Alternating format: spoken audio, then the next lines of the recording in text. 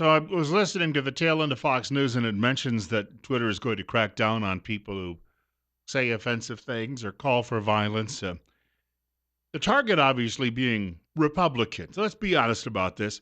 For years, radical jihadis have been using Twitter and various other social media to get a message out. And whenever the government called on Twitter, Twitter would say, well, we got to keep a free and open space and hemina, hemina, hemina. When finally President Obama, who of course the folks at Twitter just were enthralled with, he came along and said, we got to crack down on this. Then it was done. Now, if it had been the Chinese government from the very beginning, because all of these social media companies, they want to do business in China because there's a lot of eyeballs on the screens there. They've always been willing to go along with despots.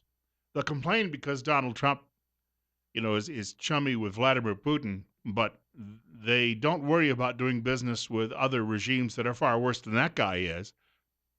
But this latest crackdown from Twitter is because liberals don't like the fact that Republicans have access as well to this various social media. When it was just the jihadis, who cares? Bill Colley with you on Top Story on News Radio 1310, KLIX, and NewsRadio1310.com. Actually, it was comedian, he calls himself a comedian, Bill Maher. You may know him from his formerly ABC show, and now he's on Fox doing a show. Not Fox, excuse me. My apologies to Fox. HBO. I don't know. My mind's still away at the ball game over the weekend. He had a guest on by the name of Sam Harris. Sam Harris is a scientist and a secularist, and the two of them were talking about some of the issues we have with Islamic radicals around the world. And Maher was telling this guy Harris, he said, the problem with American liberals is that they don't like this country as well. I agree with this. Rarely do I ever agree with Bill Maher, but because they don't like this country and this culture, they see an ally in radical jihadis. Take a listen for a moment here as these two men are discussing this on Maher's program, which appeared over the weekend on Home Box Office. Right. Why is it that liberals here seem to just really want to, from a gut level, jump immediately always to, we're just as bad? Because we've been bad. We've done a lot of bad things. But on this issue, especially right now, at this point in history, not every culture is equally bad. What is that? Is that just self-loathing? Well, there are two things. One, just let's take that claim. Take our quirky religions, right? If the Scientologists were practicing suicide bombings in dozens of countries, right? If they were killing people for drawing pictures of L. Ron Hubbard, right? Right. Tom Cruise would have more to answer for than he does, right? And he's got a fair amount to answer for. If the Mormons were trying to kill Trey Parker and Matt Stone over their Broadway play, we would lose our patience for Mormonism, right? So, it's a massive double standard here. But this is the needle we have to thread. Think about this for a moment. Now, liberals, of course, would like to make a common cause with radical jihadis all over the world. And yet, when the President of the United States says he would like to make common cause in fighting radical jihadis with the President of Russia, he's called out for that. It wasn't all that long ago that Hillary Clinton was handing the Russian foreign minister a red reset button, which had a mistranslation on it anyway. And liberals were all chiming in about what a wonderful thing that was. Of course, they were still thinking that a lot of Russians were communists and natural allies, I suppose. 10 minutes after 8 o'clock, Bill Colley with you on Top Story on News Radio 1310, KLIX, and NewsRadio1310.com. We have a repeat performance coming up from Steve Millington. He's going to be joining us at 8:30 this morning. Steve was here yesterday, obviously, as I took the day off, and I got 6 loads of laundry done. Spring's coming. There was a hint of it yesterday morning. It'll be back later this week. I got 6 loads of laundry done in preparation, and I was able to do the laundry and get it dried, folded, and put away. And I got to go to the dry cleaners, and I got to go to the bank, and I got to go shopping, and I had all that stuff done, get this, by 10 o'clock yesterday morning. So then I just concentrated on a few other things I needed to get done and out of the way.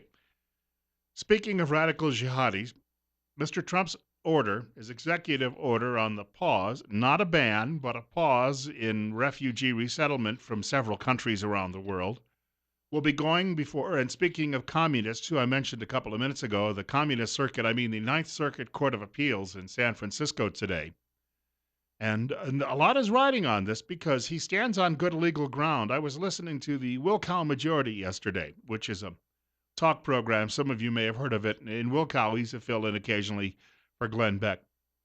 But he was discussing on his program that 1952 law that gives the president a leg to stand on. But you have some judges who are trying to legislate from the bench, obviously, and going to the Ninth Circuit for an appeal on this may not bode well for President Trump. But here are some things we need to be concerned about in this country. I came across something yesterday posted on Refugee Watch and Middle East News, and I was unfamiliar with this particular news service. It's called Gatestone Europe. And I was looking through what a writer there by the name of Timon Diaz was writing about. And the headline of this was Gangster Islam, the problem that Europe ignores. Now, for those of us who are sitting here thinking that we're all going to have that kumbaya moment with all of these people at some point, I think that why don't we just look at the evidence of what's happening elsewhere? And this notion that, well, it won't happen here because we'll show them how accepting, warm, and nice we are. Well, Europe's been trying to do that for a few generations. The German publication, he writes, Der Spiegel, once very briefly touched on the matter. A Danish documentary highlighted Islamic extremists recruiting gang members from a Muslim background, and a Dutch terrorism expert pointed out how Syrian returnees were more likely to live a life of crime in order to finance the jihad than to actually commit a terror attack. And he cites the notion of, what he did is he provided a video from a Dutch rapper, excuse me. I don't want to insult the Danes. They're pretty good people, historically. A Dutch rapper who happens to be Muslim and a gang member. And what the guy was saying in one of his rap videos, now there are like 17 million people who live in Holland. Nearly 7 million have watched this video. Now they may be from other countries as well. But if it was just Dutchmen watching this, that would be more than a third of the population. And in this guy's rap video, he explains how he hates Jews and he hates homosexuals and would like to kill them. But on the other hand, he's a very popular entertainer in Europe now. These are the people that American liberals say they're going to make common cause with. And this writer says there's a couple of things that are in common with jihadis and then the criminal Islamic gangs that are now roaming Europe. And he lists them here. Both harbor subversive intentions toward their European host societies. Number 2, both primarily identify themselves as Muslim. 3, both are vocal in their hatred of Jews. 4, both glorify violence. Now, this is several pages long. I'm just sharing with you a few of the highlights. He says this is a form of subversion without a clear ideological underpinning, but like their Islamic counterparts, it's subversion nonetheless. Youths view themselves as part of the worldwide Islamic nation, which is known as Ummah. And he says no matter how subversive their actions get, they would never speak of Islam with disdain or openly obstruct the Islamic cause.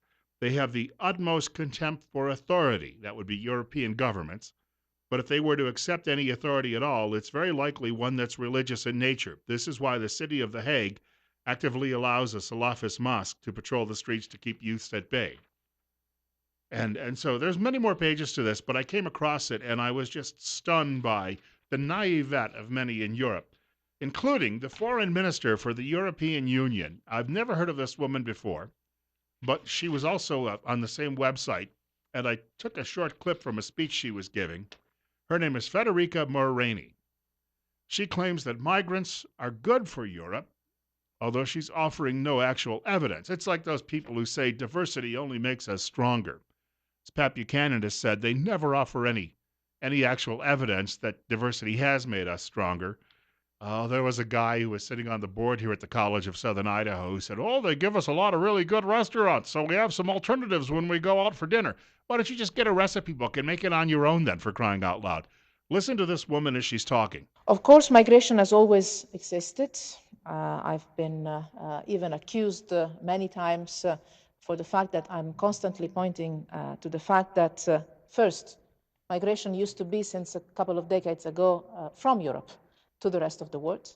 Second, that if we had to live without migrants in all our societies and all our economies, we would suffer a lot of negative consequences. In other words, look at the great supply of cheap labor.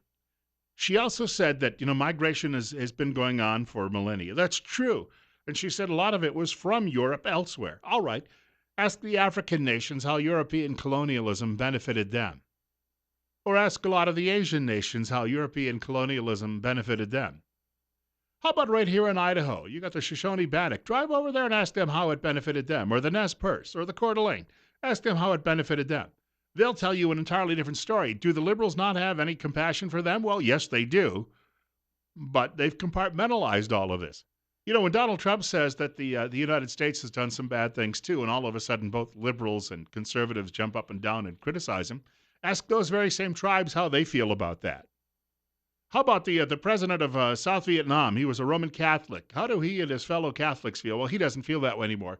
He got assassinated a month before President Kennedy got assassinated because the CIA helped stage a coup against the man.